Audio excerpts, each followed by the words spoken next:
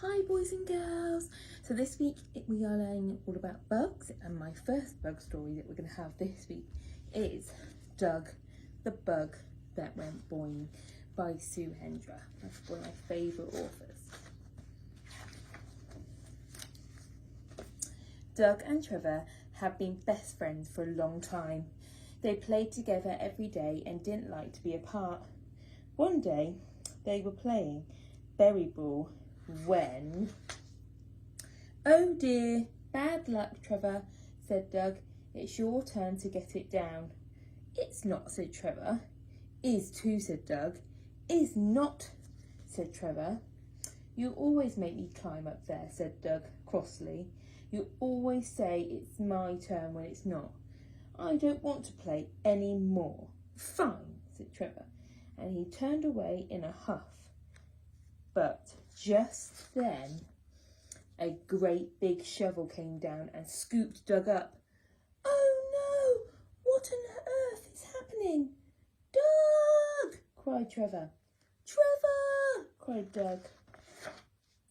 When he finally opened his eyes, Doug had quite a surprise. "Trevor!"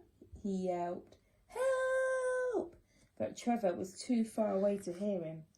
"I've got to get home," thought Doug, "but how?" Then he heard a funny noise. Bzz, bzz, bzz, bump. It was a very dizzy fly. He was banging his head against the window. Bzz, bzz, bump. Maybe you should try the door," said Doug politely. "The door? Great idea! Why didn't I think of that? I've been here for days. Oh, how can I ever thank you?" said the fly. Doug tried not to laugh. "Well," he said, "maybe you could take me with you." "I'll try," said the fly. "You look quite heavy, but here goes." Zzz. "Oh, don't drop me in there," cried Doug. Zzz. "Way! Oh, on there," he gasped. "And definitely don't drop me there." Phew, that was close, but the fly was starting to wobble. "Don't think I can hold on," and then plop!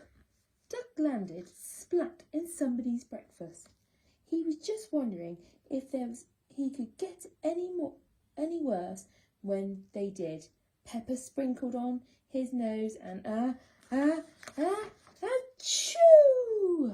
Doug shot through the air and span around and around on the ceiling fan. Then, boing, he bounced off a sponge cake and popped into a pedal bin. Boing, boing, super boing, which sent him spinning through the air towards the toaster. Ping! He smashed through the toast and began to fall. He grabbed the first thing he could and swang all the way back to exactly where he started. Doug had to admit things weren't going very well.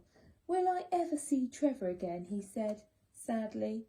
Then he heard a familiar voice. "Bzz, bzz, bye," it called. It was a fly buzzing out of sight, and that was when Doug noticed that the window was open. "Hey, wait for me," he called. How was he going to get out now? Then Doug had an idea. "Whee! Home I go," cries Doug. My friend was so happy to see each other again. "I'm sorry I wouldn't get the ball," said Trevor. "I'm sorry I got cross," said Doug. "Tell you what," said Trevor, "how about a game of berry ball right now?" "You're on," said Doug. And all was well until, oh no, it happened again. Doug looked at Trevor and Trevor looked at Doug. "I'll get it," said Trevor. "Let me," said Doug. No, it's definitely my turn," said Trevor. And they were so busy arguing they didn't hear a familiar sound. "Bzz, catch," said the fly, and they all played happily until the sun went down. The end. I hope you enjoyed that story. It was rather funny. Take care. Bye-bye.